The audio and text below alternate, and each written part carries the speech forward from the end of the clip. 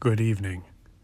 Tonight, we are going to talk about places of high strangeness. It seems to me all across the United States, all around the world for that matter, there are places that seem to be more prone to paranormal activity. It seems like you could have a house in a city or an area or a town or a business or a park and it seems perfectly normal, but you go a few blocks over and there's a bad vibe or a creepy place, or maybe a wilderness area where people go missing all the time and people see strange things. And it seems no mystery to me that almost every patch of wood and wilderness area in America has their story of some kind of a wood booger or some kind of an ape or a demon or a hairy man. And such places like Devil's Canyon and Devil's Gulch and Ape Canyon and Dead Man's Curve, that kind of thing, or the old haunted house down the street. Seems there are just certain places that trigger something in us, that set us off as far as an emotional reaction and a sixth sense, if you will. And I think this is important not to ignore.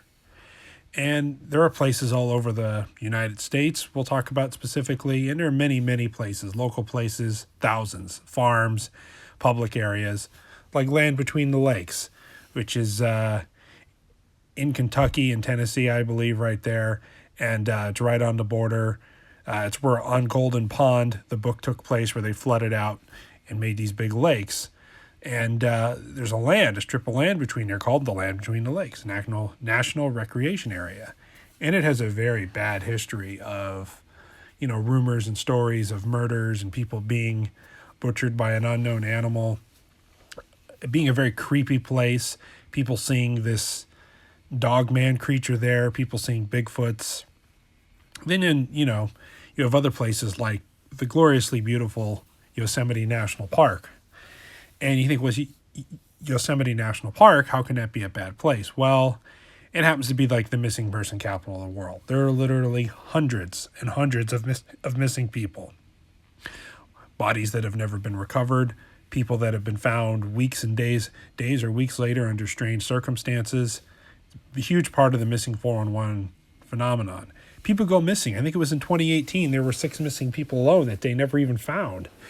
And this is excluding, fell off a mountainside, got swept away by a river. I mean, just a kid or a person ran around a corner, around a rock, and boom, we're never seen again.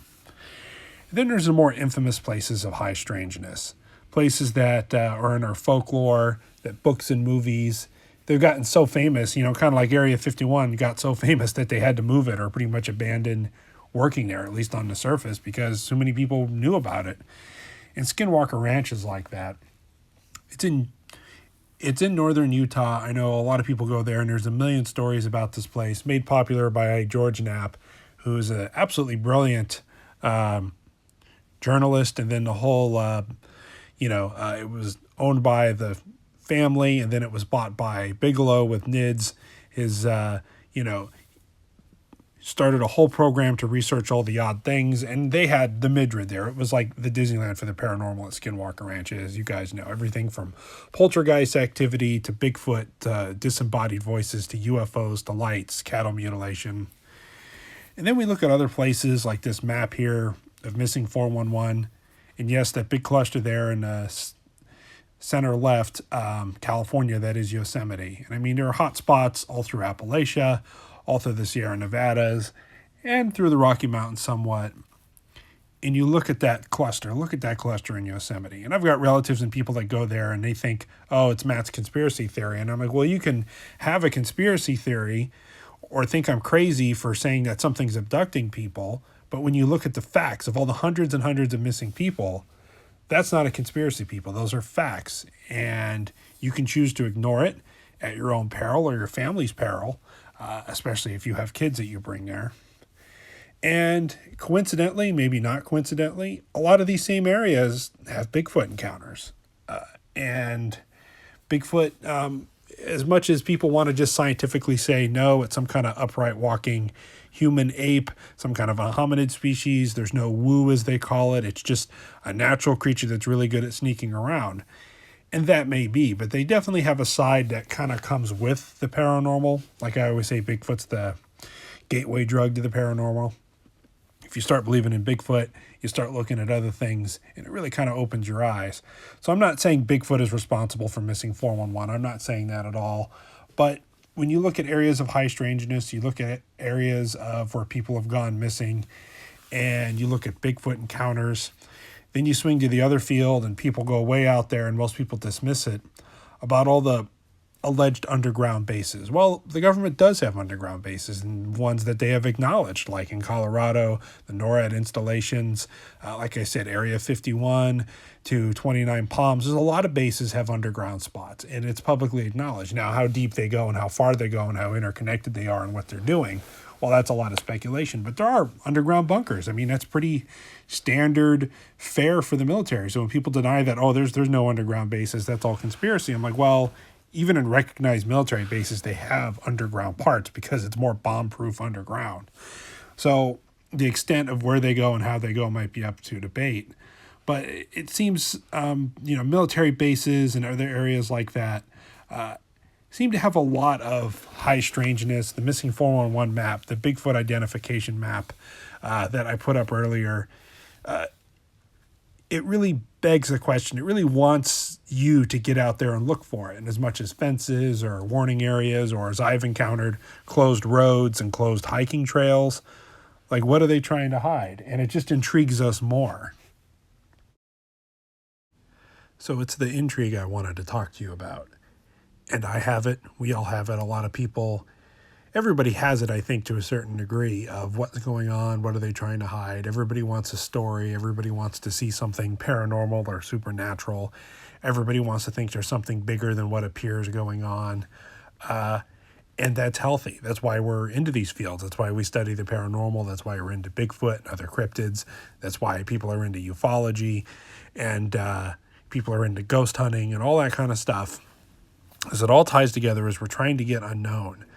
And this intrigue is normal, but at the same time, I have to give you guys a word of warning. Sometimes when you go out looking for trouble, you find things. And sometimes you might find things you weren't intending to.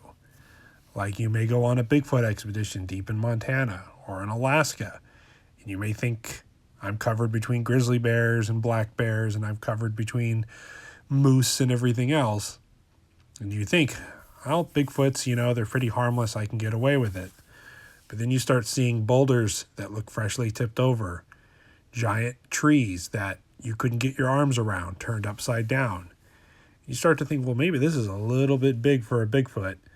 Maybe you encounter something else, something absolutely astounding, something like a mountain giant. Or you go into woods looking for Bigfoot, you hear about this hairy beast, and maybe you encounter something that makes absolutely no sense.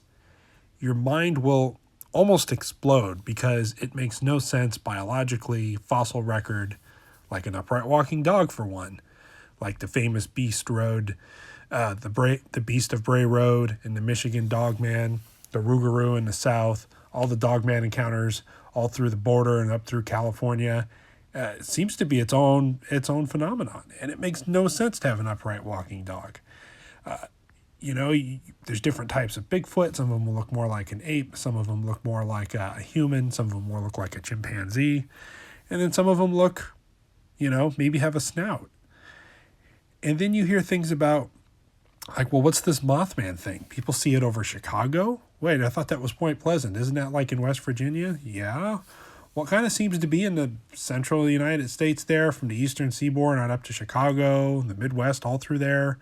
People see these things, this giant 7 or 8 foot tall humanoid creature with glowing eyes and wings. And it seems to be more like a harbinger of doom, like the Mothman sightings right before the big bridge collapse. It killed 29 people in Point Pleasant, and all the movies and folklore about it. And is it a demon? Is it some kind of undiscovered creature? Is it something from another dimension? I don't know. So I have to tell you, the best thing you can do if you're going to go out and look for these things is think about it. Don't just hop in the car, grab your camera and go. Besides, what are you going to do if you capture it on film? If you had clear footage of a Bigfoot or a dog man or some other kind of supernatural being, you'd put it on the internet and the internet would probably dismiss you as a hoax or a fake, sadly. Or maybe some other agency might get involved and silence you or take away this footage. Or some of these creatures may have abilities that we don't know about, whether it be infrasound or EMP, electromagnetic pulse, something, because in my experience, it's always amazing how cameras go black and stop working and things blur out and have a way of not working right and functioning even out there too. Like there's a certain intelligence involved. Or you could spend 3 days in the LBL or at Skinwalker Ranch or one of these places. By the way, you can't just go to Skinwalker Ranch. It's all private. Don't try.